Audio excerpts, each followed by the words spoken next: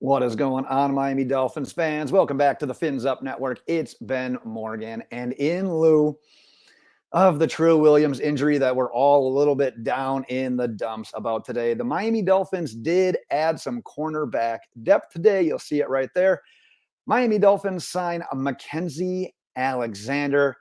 And honestly, in my opinion, a little bit of an interesting fit because if you look at his history in the NFL, primarily more of a slot cornerback, whereas Trill Williams was working more so on the boundary throughout training camp and what we saw a little bit there in preseason. But regardless, does give the team a little bit more depth at cornerback moving forward. So I got a quick video for you today to preview a little bit of Mackensie Alexander and where I see him as a fit. But to get you up to speed on his history, originally a second-round draft pick by the Minnesota Vikings out of Clemson. He spent his first 4 years with the Vikings, went 1 year to the Cincinnati Bengals, and then returned to the Vikings in 2021, where he played 16 games starting in 5. And if you look at him in coverage, because that's obviously what you want from your quarterback, he's not a world beater. He's not the world's best cornerback, but I mean, he was a free agent for a reason.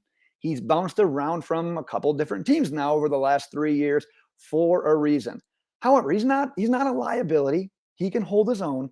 But the nice things are he's a pretty sure tackler, and he's pretty good as a blitzer as well. I think in his second or third year with the Vikings, I think he had 4 sacks in that year alone. But where this becomes interesting is because of that blitzing and the Dolphins' idea of him blitzing as a nickel cornerback, like what we've seen from Nik Needham in the past. So that gives you another avenue of a guy that has experience with that blitzing, with the unique blitz packages that the Dolphins trot out. This is another guy that has a track record of being able to produce when put in those situations. But if you look at him, he's still a guy that's going to be battling for a roster spot. I don't think you make this signing and you're like, all of a sudden, yep, he's a sure stick on the 53-man roster. I don't see it that way. Look at the current cornerbacks. Obviously, you got Xavien Howard, you got Byron Jones on the PUP. Maybe it's a little bit of insurance policy for that, but all signs are still pointing for Byron Jones being go week 1. You got Nik Needham, you got Noah Igbenogany, you got Keon Crossan, and then you got a bunch of guys, and throw Noah Igbenogany into this as well, that are more so seen as the long shots, the D'Angelo Ross, who I think we all saw enough of after Saturday's action, Tino Ellis, Quincy Wilson, Elijah Hamilton, and Campbell. You got a few guys there, but you're going to end up seeing Mackensie Alexander probably given all the chances in the world to exceed because he's got more experience, those guys, probably even more potential at this point than those guys.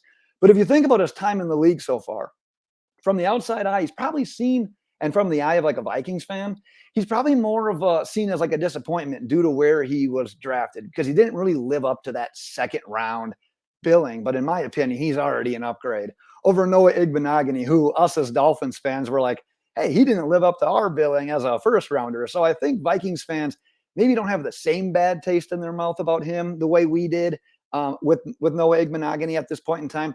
But that's kind of the feeling. Just drafted high, second round, hasn't lived up to what you would like to see from a player drafted at that point.